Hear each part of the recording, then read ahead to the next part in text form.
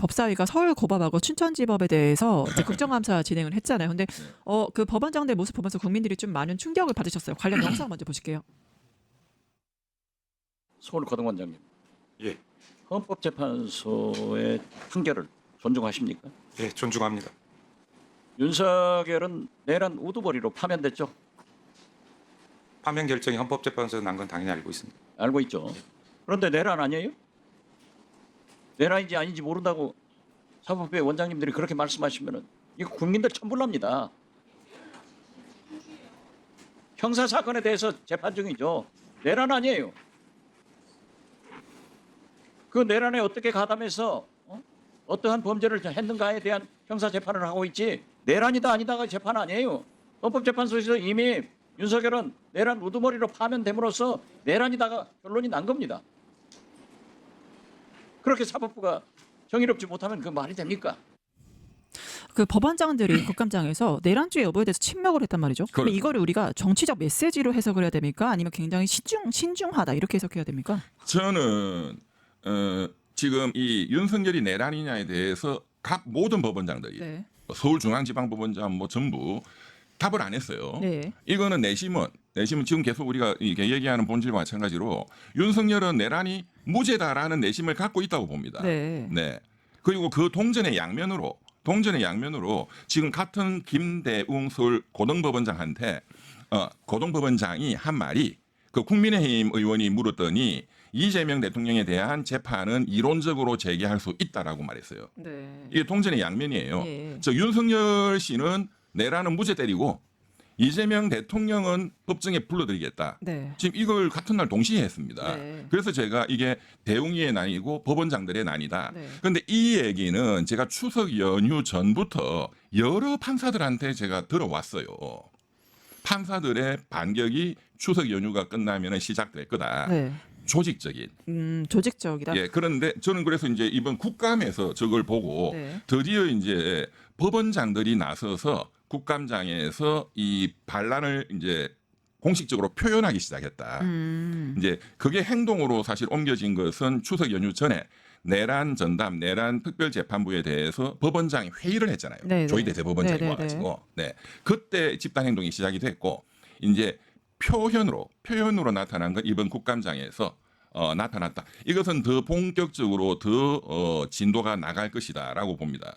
결국에는 조희대가 임명한 구속영장 전담 판사, 체포영장 전담 판사가 정재욱, 이정재, 박정호잖아요. 3명. 그러면 이거는 이제 조희대 전체 그림으로 좀 보면 되겠습니까? 이 영장 전담 판사 그렇다고 3명 볼 수밖에 박아놓고 다 예. 기각시키고 최종적으로는 12.3 그 개업 내란에 반한 내란으로 인정 안 하고 사법부 이제 조희대 체제 안에서 임명권이 있으니까 사법부를 전체적으로 그런 흐름으로 끌고 가려는 이러한 조희대 큰 판으로 우리가 이해하면 될까요? 역시 우리 변호사님이시니까 역시 정확히 보시는데 그래서 이제 앞으로 그러면 이 법원 판사들이 어떤 행동을 할 거냐?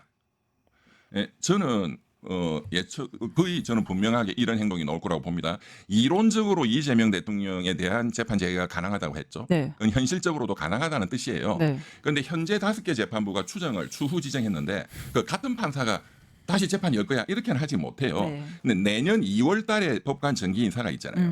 그거는 조희대가 하는 거잖아요. 네. 대법원장이. 그런데 그 법관 정기 인사 대상자인 2년 되면 바꾸니까 네. 옮기니까 네. 그러면 지금부터 판사들한테 본인 그 인사 이동에 대한 어디로 가고 싶다 이런 의견을 받잖아요. 네. 그런데 제가 많이 지금 들어오는 거는 지금 사실상 80%의 판사들이 극우화돼 있습니다. 그리고 이제 법원 개혁이 본격화되면서 더 극우화되고 있고. 네. 근데 그런 분들 중에 나를 그 이재명 5개 형사재판 담당부로 보내달라라는 네. 사람들이 상당히 많다는 거예요. 그 사람들을 조희대 대법원장이 인사 발령을 하고 그러면 내년 2월 달에 인사가 완료되면 그 중에서 저는 1번 서울고등법원에 있는 그 이재명 대통령에 대한 선거법 사건이 네. 제일 먼저 제기될 가능성이 높다. 네. 그거는 정치적으로 타격을 줄 수 있으니까 네. 그거는 뭐 형량이 100만 원 이상만 나와도 타격이 되잖아요. 네. 벌금 100만 원 이상만. 네. 두 번째는 수원법원에서 있는 대북 송금 사건. 그게 두 번째 이제 공격 포인트다. 이제 판사들이 노리는 그게 내년 2월달 정기 인사 이후에 저는 가시화될 거라고 봅니다. 그러니까 조희대 대법원장이 사법의 정치화를 지금 이끌고 있는 거잖아요. 그렇죠. 그러니까 제가 유일하게 희망을 걸고 있는 건 전국 법관 대표 회의에서 네. 이렇게 사법의 정치화를 만들고 개인적 일탈의 행위를 보이는 조희대 대법원장에 대해서 좀 사퇴해라. 네. 이런 식의 흐름은 전혀 불가능일까요? 그렇게 기대를 했죠. 네.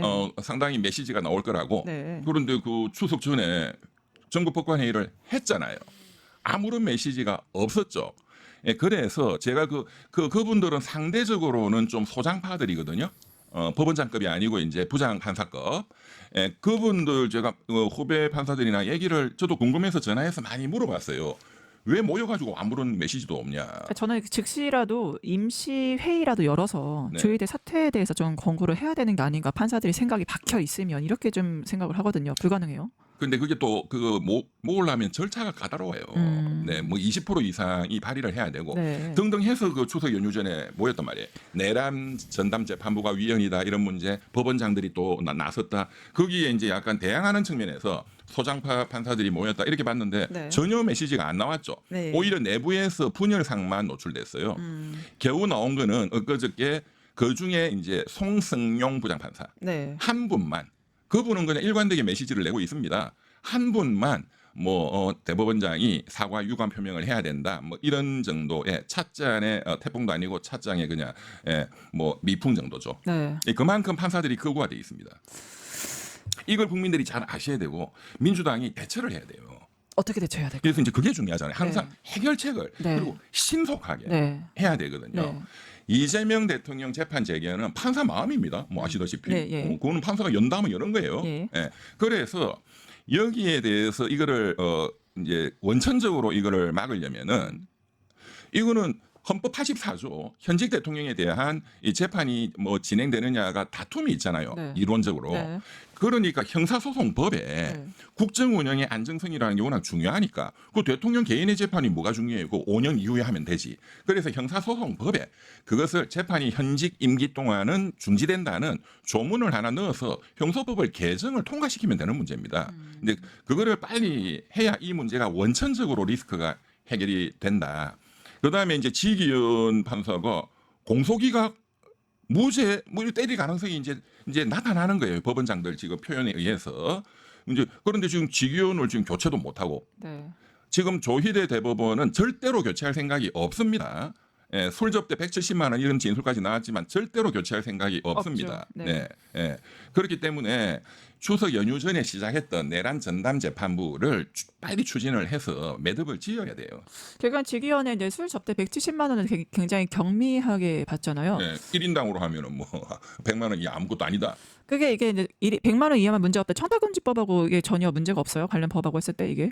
그게 이제 이전에 그 라인펀드 사건 네. 그 관련된 검사들이 룸살롱에서 접대받았는데 네네네. 그 1인당으로 하니까 99만 원이다. 청탁금지법은 1인당 1회 100만 원 이상이 돼야 되잖아요. 그렇게 해서 아무 문제 없다 이렇게 넘어갔죠. 이제 고작전이지. 그래서 조희대 대법원이 이제 여러 가지 이런 판단을 하는 게 공수처를 좀 의식하고 하는 거다 이런 해석도 있습니다. 그런데 이 공수처가 이게 진짜 이 문제예요. 네, 어떤 문제가 있을까요? 지금 오동훈 공수처장은 우리 여태까지 보시다시피 그러니까 윤석열이 임명한 사람. 윤석열이가 작년 4월달에 임명했고 네, 그렇죠. 임기가 3년이에요. 네. 근데 지금 임기가 한 절반 정도, 앞으로 절반이 남았습니다. 그런데 윤석열이가 임명한 그 공수처장의 임기 3년 그거를 지켜줄 이유가 하나도 없습니다. 법률적으로도. 네. 지금 거의 어떤 혁명적 정부가 들어선 거잖아요. 네. 이 내란에 의해서. 네. 그래서 검찰총장도 물러갔잖아요. 검찰총장도 임기제인데. 그리고 오동훈 공수처장은 지금 해병특검의 피의자예요. 네. 수사받고 있는. 네. 그러면 너무 좋은 명분이 생겼잖아요. 네. 그러면 대통령이 이제 교체를 해야죠. 네. 공수처장이 바로 서야 이 지기현 판사, 조희대 대법원장 제가 다 고발했어요. 네, 공수처에 네. 5월 1일 날 희대에 난 네. 타기한송 네. 그 다음 날 바로 고발했어요. 대법관들 10명 전부. 네. 네. 그런데 그거를 공수처가 잡아야 되는데 공수처장이 저 모양이니 그러면 대통령이 공수처장 그냥 빨리 교체를 해야 해야죠. 되는데 예, 그거 좀 빨리 좀 하시면 좋겠어요. 네.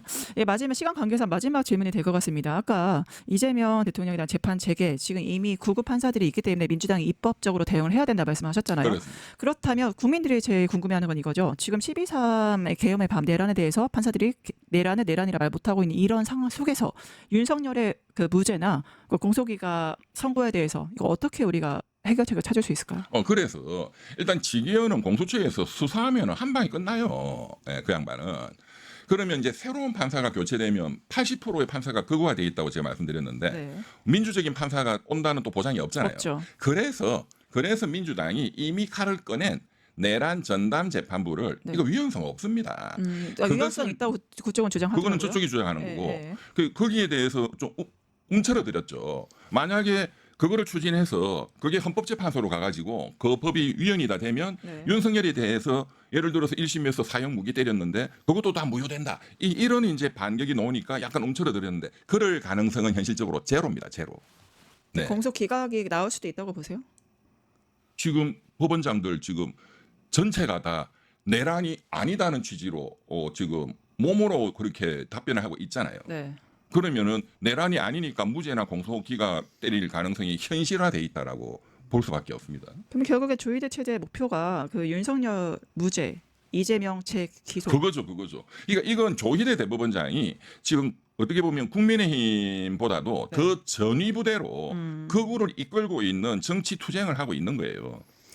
네, 그게 본질이죠. 그러니까 타이밍도 이재명 대통령에 대한 재판 체계가 윤석열에 대해서 무죄 나온 다음에 된다면 결국에는 이거는 뭐 법적 판단이 아니라 좀 정치적 보복으로 볼 수밖에 없겠네요. 그렇습니다.